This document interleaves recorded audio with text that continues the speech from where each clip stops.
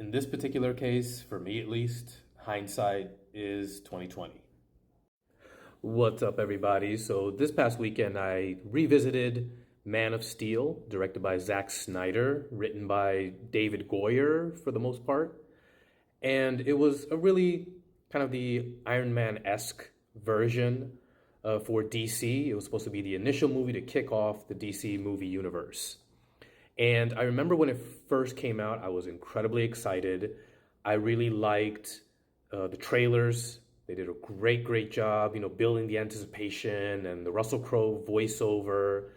So I really look forward to it. I was a pretty big fan, bigger than now. Now my fandom of Zack Snyder is a little bit tempered. But at the time, I was a huge fan. I loved 300. I actually really liked Watchmen.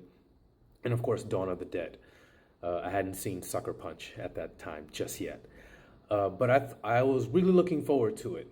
And I even remember them really hyping up the idea that Christopher Nolan was a executive producer on the movie. I mean, I think by this time it was, the Dark Knight trilogy was wrapping up, if I remember correctly.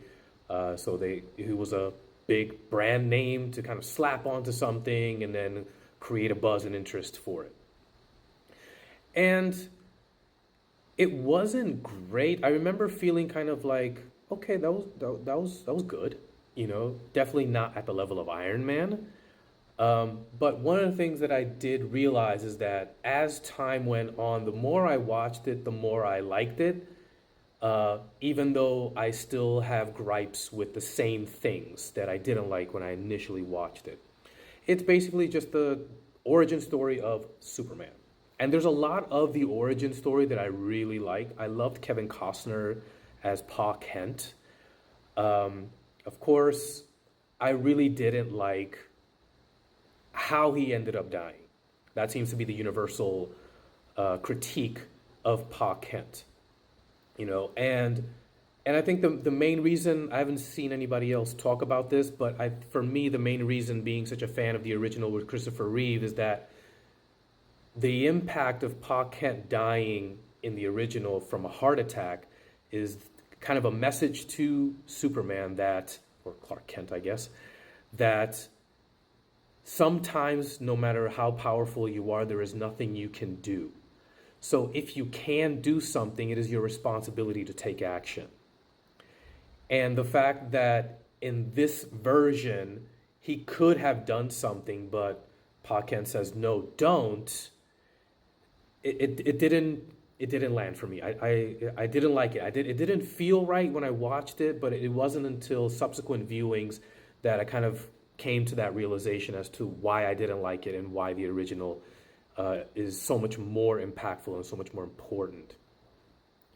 The other aspect I didn't particularly like, but still holds true, is the action in it, especially after all the Kryptonians come down to Earth, is like it gets so chaotic and discombobulating, to use a big word.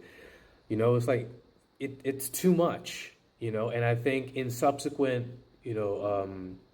of the DC movies that Zack Snyder directed, you see how he rolls it back a little bit. So it's a little bit more palatable. You can understand what's going on and not feel so overwhelmed.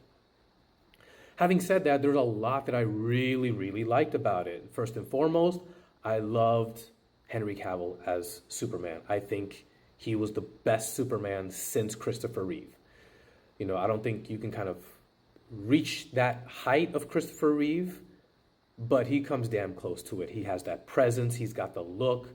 I love his interpretation of it, even though I think a lot of his interpretation comes from the script, which is very different from the Superman movie we see now, where my main critique of the Superman movie from James Gunn is that it always seems like Superman needs help, and he's always on the defensive. And that just doesn't vibe with me, at least not with the Superman that I grew up with. Everything from Christopher Reeve even to Dean Cain.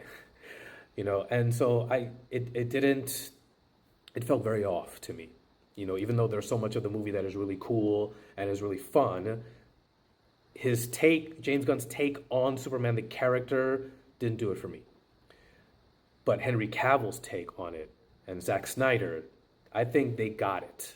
You know, at the same time, I like how they changed some of the lore of Superman in the sense of, he is not hiding himself with glasses from Lois Lane. Lois Lane is like in on the secret, which I thought is way more palatable, way more realistic. I like that the Fortress of Solitude was the spaceship, and that Jor-El is like a virtual reality type of character in it. And I love Russell Crowe as Jor-El. Excellent job.